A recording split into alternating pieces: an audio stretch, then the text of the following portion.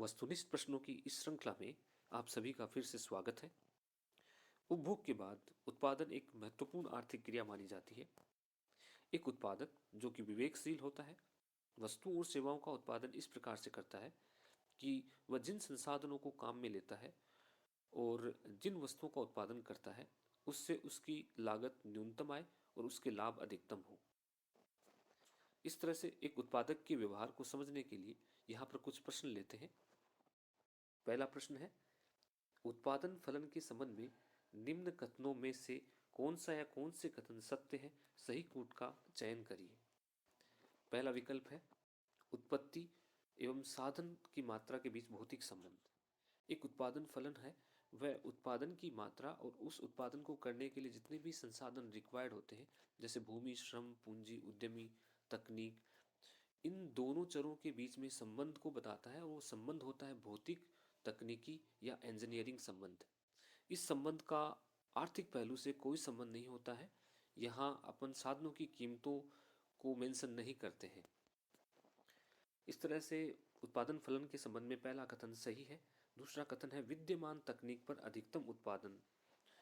जो उत्पादन फलन के द्वारा उत्पादन की मात्रा बताई जाती है वो उन संसाधनों के द्वारा किए गए अधिकतम उत्पादन को बताता है।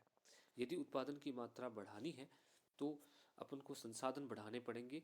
वर्तमान संसाधनों से अधिकतम उतना ही उत्पादन संभव होता है। इस तरह से यह कथन भी उत्पादन फलन के संबंध में सही है।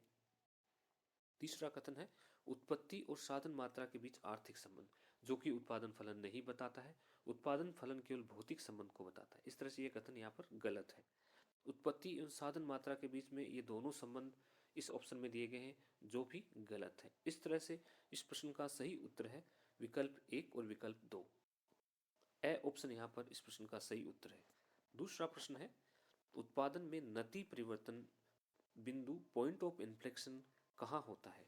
इस प्रश्न का सही उत्तर है विकल्प ब, जिस बिंदु पर कुल उत्पादन वक्र का ढाल उन्नतोत्तर से नतोत्तर होना शुरू हो जाता है। यह उत्पादन की प्रथम अवस्था का वह बिंदु होता है जहां पर कुल उत्पादन जो है उसका ढाल परिवर्तित होता है और जहां सीमांत उत्पादन अधिकतम होकर गिरने लगता है। इस तरह से इस प्रश्न का सही उत्तर है विकल्प ब। अगला प्रश्न है, जहां कुल उत्पादन अधिकतम होता है वहां सीमांत उत्पादन होता है। इस प्रश्न का सही उत्तर है विकल्प ब, शून्य। उत्पादन की द्वितीय अवस्था के अंत में जहां कुल उत्पादन अधिकतम होता है उसके अनुरूप सीमांत उत्पादन शून्य होता है। सीमांत उत्पादन ऋणात्मक उत्पादन की तृतीय अवस्था में होता है। औसत उत्पादन के बराबर प्रथम अवस्था के अंत में होता है और एमपी जो है वो अधिकतम उत्पादन की प्रथम अवस्था में होता है। इस तरह विकल्प ब यहाँ पर सही उत्तर है। अगला प्रश्न है, औसत उत्पादन और सीमांत उत्पादन के बीच में जो संबंध पाया जाता है उसके बारे में कौन सा कथन सही नहीं है। पहला कथन है, सीमांत उत्पादन बढ़ता है तो औसत उत्पादन उससे कम होता है। ये कथन बिल्कुल सही है। जहां औसत उत्पादन अधिकतम होता है जो कि प्रथम अवस्था के अंत में होता है, वहां सीमांत उत्पादन उसके बराबर है। यह भी बिल्कुल सही कथन है। तीसरा कथन है, सीमांत उत्पादन ऋणात्मक हो सकता है जैसा कि तृतीय अवस्था में होता है, लेकिन औसत उत्पादन कभी भी ऋणात्मक नहीं होता। ये भी बिल्कुल सही है। अंत में सीमांत उत्पादन घटता है तो औसत उत्पादन सदैव उससे कम होता है। सीमांत उत्पादन जब घटता है तो औसत उत्पादन कम हो सकता है, लेकिन सदैव ऐसा नहीं होता है। इसलिए इस प्रश्न का जो सही उत्तर है वह विकल्प द है। अगला प्रश्न है, दीर्घकालीन उत्पादन फलन किसको बताता है। दीर्घकाल उत्पादन की वह अवस्था होती है जिसमें सभी साधन परिवर्तनशील होते हैं। इस तरह से इसका अध्ययन पैमाने के प्रतिफलों के अंतर्गत किया जाता है, क्योंकि एक साधन के प्रतिफल और परिवर्तनशील अनुपातों का जो नियम है उसका अध्ययन अल्पकाल में किया जाता है। अगला प्रश्न है, एक रेखीय समरूप उत्पादन फलन का संबंध है।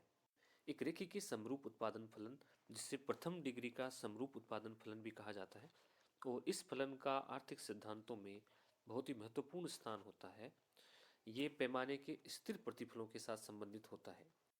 जब सभी साधनों को एक समान अनुपात में बढ़ाया जाता है तो कुल उत्पादन भी उसी अनुपात में बढ़ता है। इस तरह से इस प्रश्न का सही उत्तर है विकल्प ब।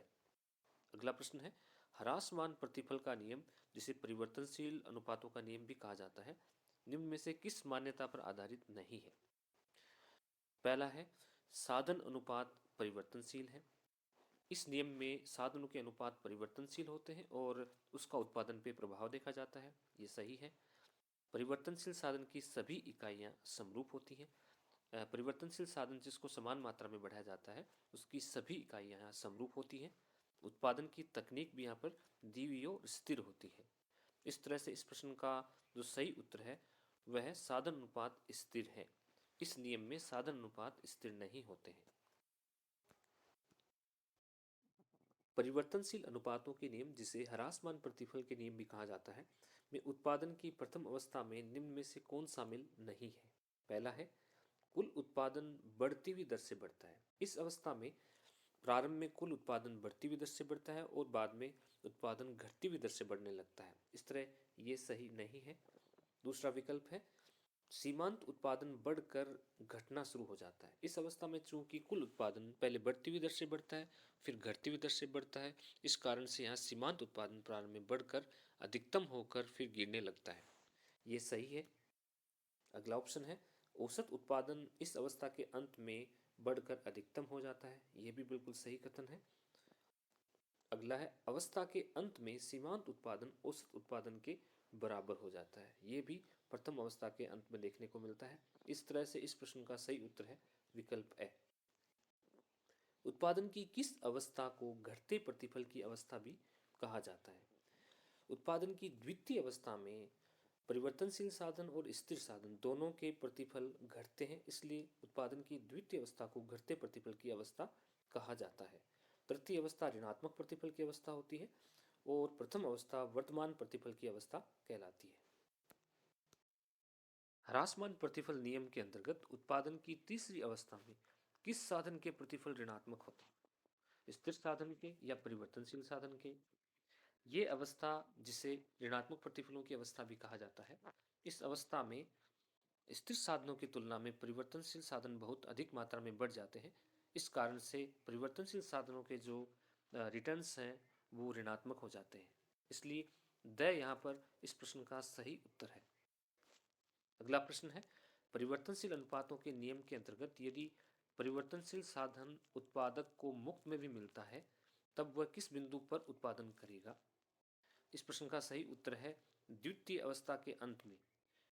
इस अवस्था के अंत में परिवर्तनशील साधन के जो मार्जिनल प्रोडक्ट होता है वो शून्य के बराबर होता है। इस कारण से वह इस बिंदु तक उत्पादन करेगा यदि उसे ये साधन फ्री में मिलता है।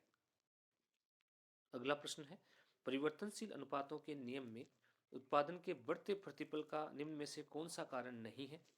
साधनों की अविभाजितता उत्पादन के प्रतिफलों का कारण होता है, क्योंकि स्थिर साधन का प्रारंभ में उतना उपयोग नहीं हो पाता। जैसे जैसे परिवर्तनशील साधन को बढ़ाते हैं इसका बेहतर उपयोग होता है, इसलिए बढ़ते प्रतिफल मिलते हैं। श्रम विभाजन और विशिष्टीकरण भी उत्पादन के बढ़ने के साथ साथ बढ़ता है, इसलिए यह भी बढ़ते प्रतिफलों का कारण होता है। नई मशीन का प्रयोग ये भी बढ़ते प्रतिफलों का कारण होता है। और अंत में पूर्ण प्रतिस्थापन साधन, यदि साधन पूर्ण प्रतिस्थापन होते हैं तो प्रतिफल बढ़ने के बजाय स्थिर प्रतिफल मिलेंगे। इस प्रकार से इस प्रश्न का जो सही उत्तर है वह है विकल्प द, जो कि बढ़ते प्रतिफलों को नहीं बताता है। उत्पादन की कौन सी अवस्था को विवेकशील उत्पादन की अवस्था कहा जाता है? इस प्रश्न का सही उत्तर है विकल्प ब, द्वितीय अवस्था को। इस अवस्था में चूंकि दोनों साधनों के प्रतिफल घटते हैं, लेकिन इस अवस्था से पहले यदि वह उत्पादन रोकता है तो वहां पर बढ़ते प्रतिफलों का वह लाभ नहीं ले सकता, इसलिए वह प्रथम अवस्था में नहीं रुकता है। तृतीय अवस्था चूंकि ऋणात्मक प्रतिफलों की अवस्था है, इसलिए कोई भी विवेकशील उत्पादक तीसरी अवस्था में उत्पादन नहीं करता है। इस तरह से ब यहाँ पर सही उत्तर है। अगला प्रश्न है, अल्पकाल में एक उत्पादक के लिए अनुकूलतम साधन संयोग की शर्त कौन सी है? यहाँ पर अल्पकाल में एक उत्पादक दो साधनों का प्रयोग उस स्थिति तक करेगा जहां दोनों साधनों से मिलने वाला जो सीमांत भौतिक उत्पादन है वो उसकी कीमतों के अनुपात के बराबर होता है। इस तरह से विकल्प है इस प्रश्न का सही उत्तर है।